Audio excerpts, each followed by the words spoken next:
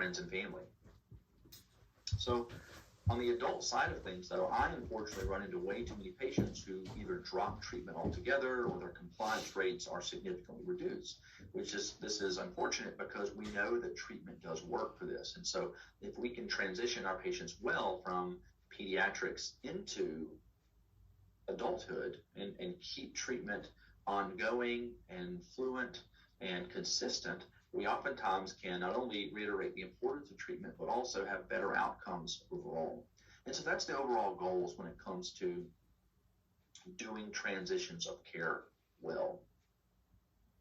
Now, there are lots of barriers, though, to healthcare transitions. And this has been looked at in other chronic diseases that are seen as children or adolescents are transitioning to adulthood.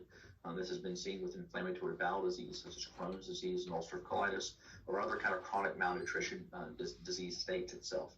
But we kind of group different barriers of things that can come into be potential barriers for this to happen well in a couple of different groups. And there are numerous patient and parent-specific barriers that we are aware about. We know that normal adolescent behavior can sometimes be tricky.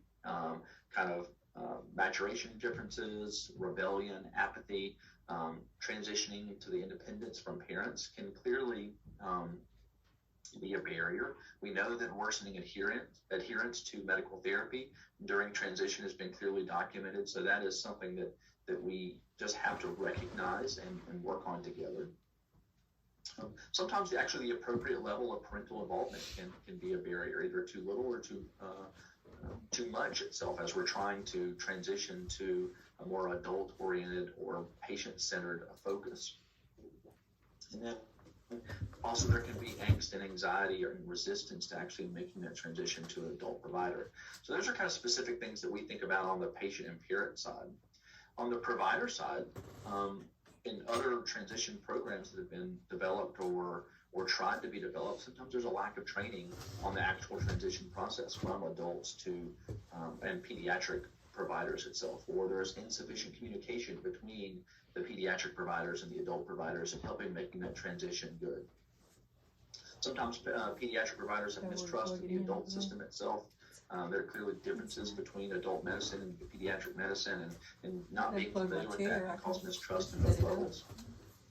And then adult providers do have inexperience when it comes to adolescent development and effective techniques and interactions with adolescents. And so trying to help bridge some of those gaps in knowledge is really what a good transition program should do. And then there are systemic barriers as well that I have here listed. Not having great transition programs for us to all exemplify itself has been a burden or a barrier in the past. Lack of funding for transition coordinators or for transition programs can be tricky. Absence of written, individualized transition care plans can be difficult things to navigate itself. And each individual patient is different. So a disease-specific approach is rarely required in every single case, which may limit resources and may make a one-size-fit-all program not be the ultimate transition program that's out there.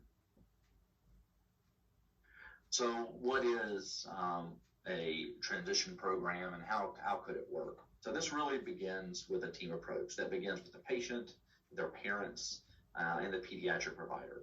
Early on, a transition coordinator will also be following along to ensure that certain milestones are being addressed, and an overall strategy is really in play for each individual patient itself. There are numerous general elements, though, which should be highlighted. A good healthcare transition program should remain flexible, as each child, parent, and situation is different, and one size may not fit all. Many families are at different levels when it comes to understanding of chronic illnesses. What is the true cause of this and the best way to collectively treat it? We can be just on different levels. Because of this, we must all work together to ensure that we are on the same trajectory and understanding of our individual treatment plan, and that goes per patient. Now, we do know that starting early is helpful. Even 13 to 15 years of age is an appropriate time to begin the discussions and ease some of the anxiety that may be associated with changing doctors, changing locations, changing health systems. And so that really is a hallmark of a good transition program. But we also know that giving increasing responsibility to each patient in their healthcare decisions and management helps to ease the transition process. Making sure that everyone understands the why behind we are making decisions really helps get everyone on the same page. Lastly, having a peer support system is also helpful. An involved support system of others facing similar challenges help us understand ourselves and others and make a more informed healthcare team. So when it comes to transitioning, everyone is familiar with the building on the right, which is Children's Hospital, and over on the left is the Kirkland Clinic of UAB Hospital. This is our primary outpatient system that we have. It's a 5-story building that houses all of our multi-specialty clinics, including our gastroenterology clinic, which is on the first floor, where our endoscopy suites and digestive health center is. So yes, patients do have transitions in the building and location of their healthcare, but hopefully the team has some familiarity if a good transition system is in place. So I do want to talk about kind of essential elements in healthcare transitions. And I briefly mentioned earlier transition coordinator. And this is oftentimes a nurse or healthcare personnel that is kind of a trusted member of the team alongside the pediatric and adult providers that are helping making sure that our overall treatment goal, treatment plan, and milestones are really being assessed and met. So I mentioned kind of critical milestone assessments. So along the way, at different time points in adolescence, age 13, 14, 15, 16, 17, we are really assessing a patient's readiness for transition to adult medicine or to an adult provider.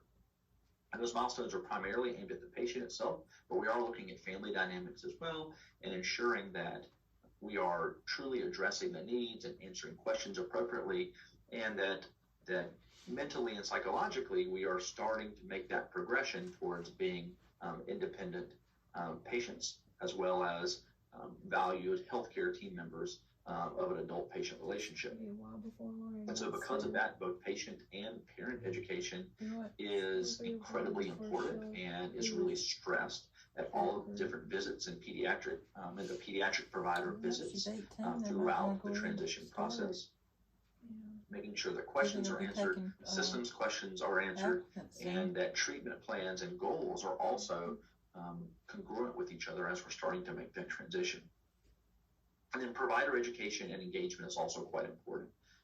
I, as the adult provider, oftentimes really need to know what a patient has been going through and their phenotype or their presentation of their disorder.